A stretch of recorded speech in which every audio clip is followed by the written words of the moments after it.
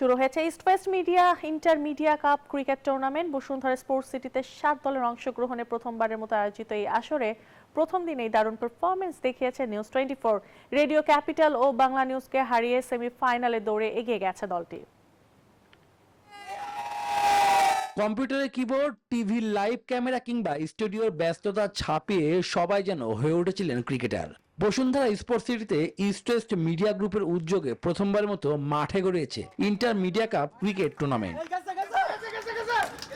7 দলের এই আয়োজনে অংশ নিয়েছে নিউজ 24, টি স্পোর্টস, দৈনিক কালের কণ্ঠ, দৈনিক বাংলাদেশ প্রতিদিন, Bangla news 24.com, Daily Sun ও রেডিও ক্যাপিটাল।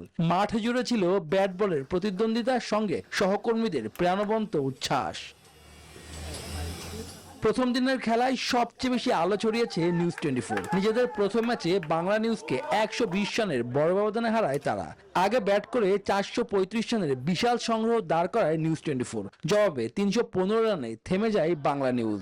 ম্যাচে দুর্দান্ত সেঞ্চুরি করেছেন সাইফুল ইসলাম ইমন, আর অল্পের জন্য শতক হাতছাড়া করেছেন আশিক ও পরাণ। দুজনে করেন 98 করে রান।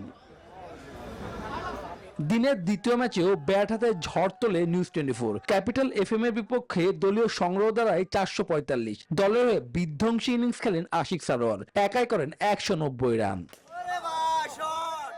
বড় লক্ষ্য তাড়া করতে নেমে 222 রানে থেমে যায় রেডিও ক্যাপিটালের ইনিংস। ফলে দিনের দ্বিতীয় ম্যাচেও জয় তুলে নেয় নিউজ 24।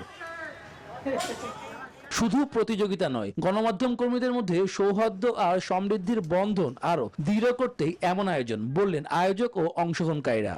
এই খেলার আয়োজনটির উদ্দেশ্য ছিল এরকম যে আসলে সবাই তো সাংবাদিক, সারাদিন আসলে মাঠে সংবাদ সংগ্রহের জন্য তারা ব্যস্ত থাকে, তো তার মাঝখান দিয়ে যদি একটু কোনো বিনোদনের ব্যবস্থা সাংবাদিকদের করা যায়, একটু রিক্রিয়েশনের ব্যবস্থা করা যায়, সেই জায়গা থেকে এরকম একটি আয়োজন। এবং আপনারা দেখতে পাচ্ছেন যে আমাদের যে 7টা মিডিয়া হাউস সবাই খুব স্বতঃস্ফূর্তভাবে সবাই খেলছেন। এবং এখান থেকে আরেকটি বিষয় খুব ভালো লেগেছে আমার, যে সাংবাদিক হলেও এখানে অনেক ভালো ভালো প্লেয়ার আছে।